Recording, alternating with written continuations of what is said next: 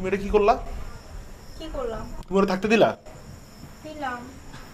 কেন?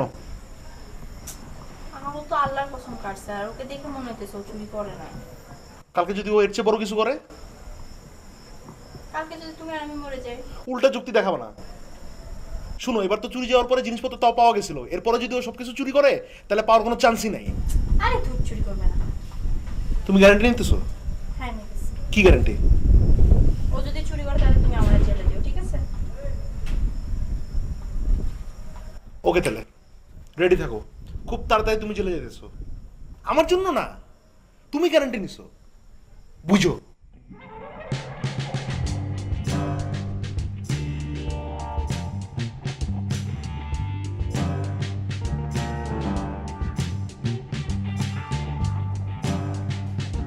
লাম্মা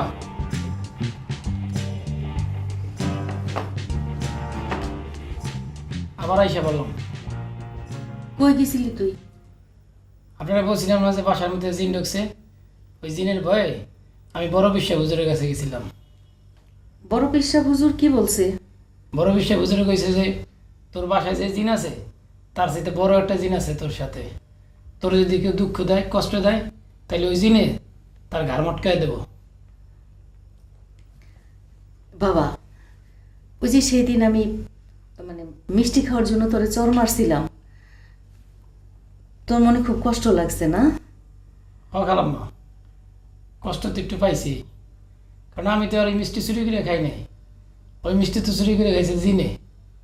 কিন্তু আপনি আমার চোর কইছেন আর কইছেন তোর বাইরের জন্য ও মিষ্টি খাস নাই।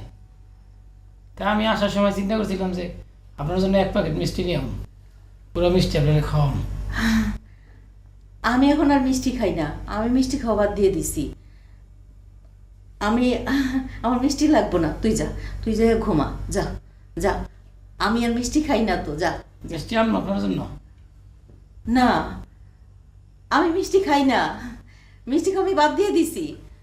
যা বাবা, তুই যা ঘুমা, যা।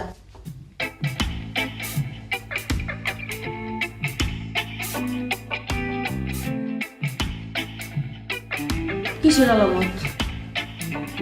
আল্লাহ,